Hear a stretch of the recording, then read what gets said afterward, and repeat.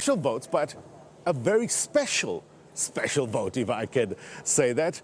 The icon, that is the Archbishop Emeritus Desmond Tutu. VANESSA POONAH, what are you witnessing there?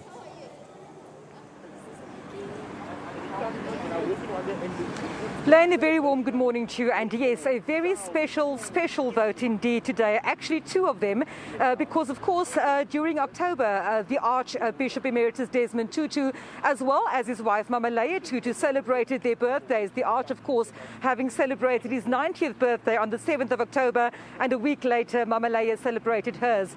At the moment, I can tell you that quite a large media contingent have arrived here at the Tutu residence in Milnerton ahead of that special vote. And of course, Archbishop Emeritus Desmond Tutu and his wife Mama Leah will be two of about 46,000 people that will be visited at home today, or rather this weekend, by IEC officials for their home visits, which form part of special votes. I spoke to the IEC's representative a short while ago, telling us that 115,600 special vote applications were indeed approved for this weekend, and saying that as at 8 o'clock this morning, there have been absolutely no issues or glitches reported at this stage.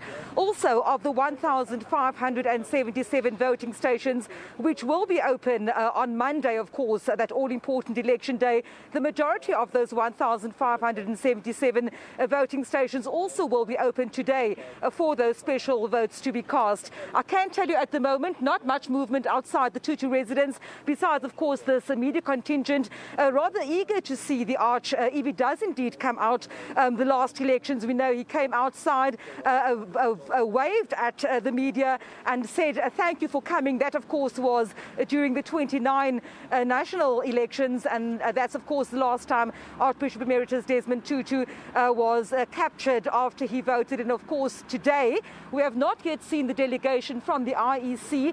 They were set to arrive between 10 and 11 o'clock. It's just gone 10:30. So we expect that in the next half an hour or so, they'll make their way here into the Tutu residence behind me. And of course, we will be keeping a close eye. Not sure, I don't think we will be allowed to go inside the residence itself, but of course, we will be trying to capture those images if we do indeed get to see the Arch and Mama Leah coming outside after they indeed cast their special votes. No doubt it's going to be a special moment indeed, VANESSA. Talk to us. You mentioned the word eager earlier on. What's your sense on the ground in terms of the residents of the Western Cape? Are they eager to exercise the franchise, cast their votes, not only for the next 2 days, but on November 1st?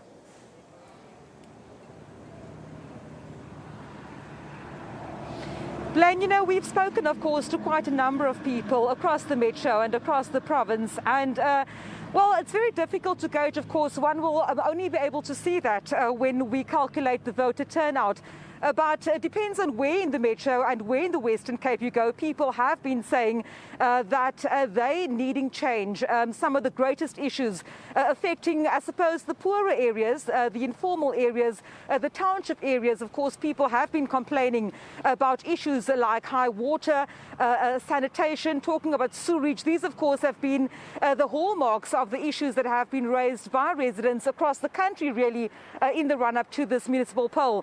So it will be important for us to keep a tally and to keep an eye, Blaine, on what exactly will happen during this weekend with special votes, and also come Monday, whether those people who feel aggrieved or those who may feel happy and satisfied with the status quo, whether this indeed will translate into people coming out and making their mark at the ballot box.